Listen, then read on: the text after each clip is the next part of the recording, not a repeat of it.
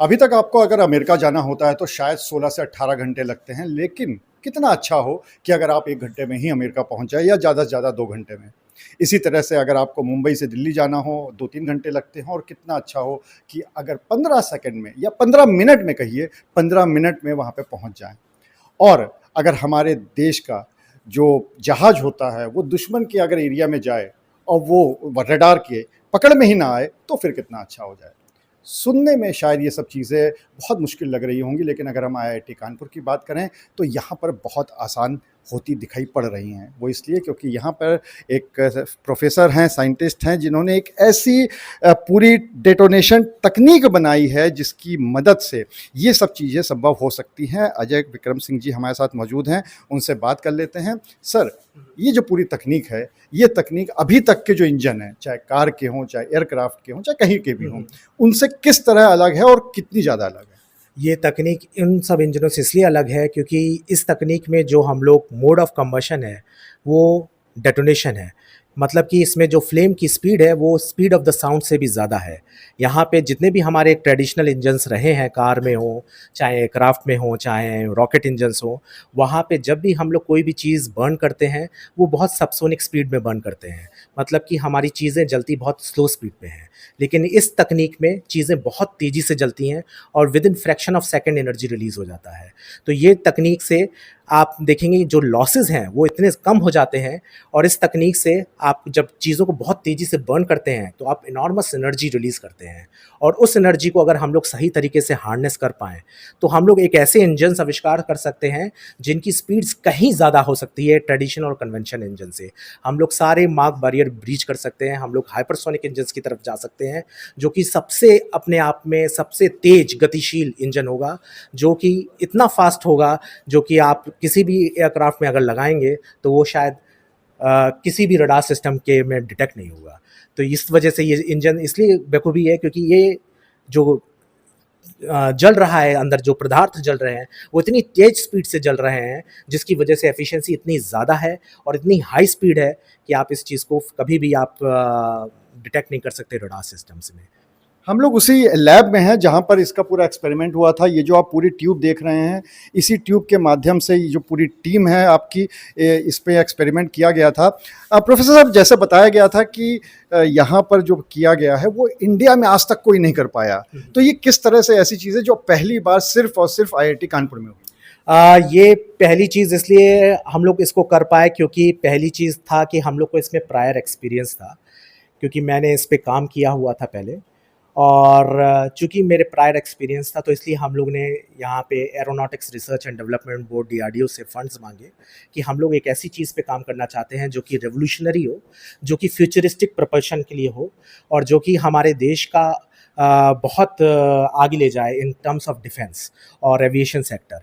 तो हम लोग को जब ये फंड्स मिले तो हम लोगों ने इस ट्यूब को तैयार करना शुरू किया, ताकि, और चूँकि हम लोग के पास प्रायर एक्सपीरियंस था तो हम लोगों ने इस ट्यूब को रिकॉर्ड टाइम 2 साल के अंदर इसको हम लोगों ने तैयार किया, और इसमें एक्सपेरिमेंट्स हम लोगों ने विद इन 1 मंथ हम लोगों ने सफलता पाई इसको डेटोनेशंस को अचीव करने में और उनको स्टेबलाइज करने में।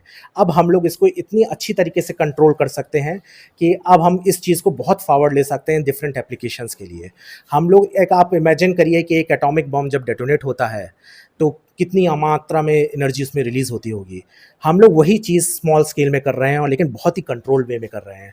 अब चूँकि हम लोग को इतना कंट्रोल कर सकते हैं इन वेव्स को कि अब हम इनको एम्प्लॉय कर सकते हैं किसी भी इंजन बनाने में। अब इस मोड ऑफ कंबशन, इस डेटोनेशन को हम लोग इंजन बनाने में यूज़ कर सकते हैं, और वो इंजन शायद दुनिया के सबसे अधिक एफिशिएंट इंजन्स होंगे, सबसे फास्ट इंजन्स होंगे, और जो कि रेवोल्यूशनाइज कर देंगे एरोस्पेस सेक्टर को और डिफेंस सेक्टर को। इंटरप्लैनेटरी मिशंस के लिए भी यही इंजन्स यूज़ होंगे, और ये सिर्फ खाली बहुत हाई स्पीड इंजन्स ही नहीं है, इसमें फ्यूल इकोनॉमी भी बहुत ज़्यादा है। मतलब कि ट्रेडिशनल इंजन्स अगर किसी फ्यूल को बर्न करता है किसी एक जगह से दूसरी जगह में जाने के लिए, और अगर वो एक्स फ्यूल बर्न करता है तो ये इंजन्स आधा ही फ्यूल बर्न करेंगे एक प्लेस से दूसरी प्लेस जाने के लिए। तो फ्यूल इकोनॉमी भी बहुत ज़्यादा है, कॉस्ट बहुत कम हो जाती है, और ये बहुत हाई स्पीड इंजन्स हैं। हम लोग ने बहुत जेम्स बॉन्ड की फ़िल्में देखी हैं, उसमें दिखाई पड़ता है कि कार कितनी तेज़ी से जा रही है और दिखाई भी नहीं पड़ती है, या फिर फ़ास्ट एंड फ्यूरियस जैसी फ़िल्में हैं, वो अगर देखते हैं तो ऐसा लगता है। तो क्या इस तरह के इंजनों को एयरक्राफ्ट के अलावा क्या कार वगैरह में भी यूज़ किया जा Yes, सकता है? इस इंजनों को कार्स में भी यूज़ किया जा सकता है एयरक्राफ्ट्स के अलावा। बेसिकली जितने भी प्रैक्टिकल इंजन हैं, चाहे वो एयरक्राफ्ट्स हों, चाहे वो आपकी कार्स में यूज़ हो रहे हों, यहाँ तक कि रॉकेट मोटर्स में भी जो इंजन्स हैं, उन सबको रिप्लेस करने की ये तकनीक मादा रखती है। ये तकनीक सबको सुपरसीड करती है। ये इंजन्स ना केवल कार में, मिलिट्री एयरक्राफ्ट्स में, सिविलियन एयरक्राफ्ट्स में, बल्कि रॉकेट मोटर्स में भी यूज़ हो सकते हैं and they will be very efficient. और सबसे बड़ी बात ये है कि ये जनता का इतना पैसा बचाएँगे क्योंकि ये इतने फ्यूल एफिशिएंट है कि आपका फ्यूल जस्ट आधा बर्न होगा किसी भी ट्रैवल करने के लिए। तो आपने जो ये अभी तक की जो रिसर्च है वो तो पूरी कर ली है, अब सब इसके रिजल्ट भी बहुत पॉजिटिव निकल के आए हैं। तो क्या ये माना जाए कि बहुत जल्दी अब ऐसा इंजन भी आप लोग तैयार कर लेंगे जो कि कॉमन यूज़ में आ सके, चाहे वो एयरक्राफ्ट हो, चाहे वो रॉकेट हो, कहीं पर भी हो, लेकिन आ सके, और उसमें कितना टाइम लग सकता है? हम लोग का मेन गोल यही था इस फैसिलिटी को बनाने का कि पहले हम लोग इसको कंट्रोल करना चाहते थे। हमारा अल्टीमेट गोल यही था कि इन इंजन्स को डेवलप करना इंडिया में इंडिजिनसली, किसी की मदद के बिना हम लोग खुद इस इंजन को बनाना चाहते थे। और अब हम लोग वो स्टेज में आ गए हैं जहाँ पे हम लोग ये इंजन वाकई बना सकते हैं, क्योंकि अब हम लोग इस चीज़ को बहुत अच्छे से कंट्रोल कर सकते हैं और हम लोग बहुत अच्छे से इसको मैनेज और स्टेबलाइज कर सकते हैं।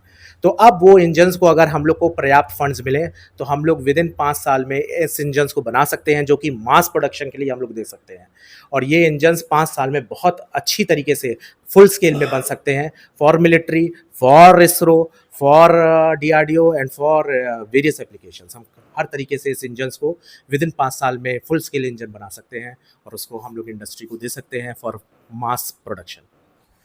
तो आईआईटी कानपुर ने इतनी तो तैयारी कर ली है कि यहाँ पे जो भी तकनीक थी उस तकनीक को पूरा कर लिया है। अब सिर्फ इंतज़ार है उसका कि जब इस तकनीक के बिना पर वो इंजन तैयार होता है, और वो इंजन चाहे वो कार के लिए हो, चाहे वो रॉकेट के लिए हो, वो यूज़ में आता है, और उसके बाद शायद एक नई दुनिया हम लोगों को देखने को मिल सकती है। अनुराग अग्रवाल, टीवी 9 कानपुर।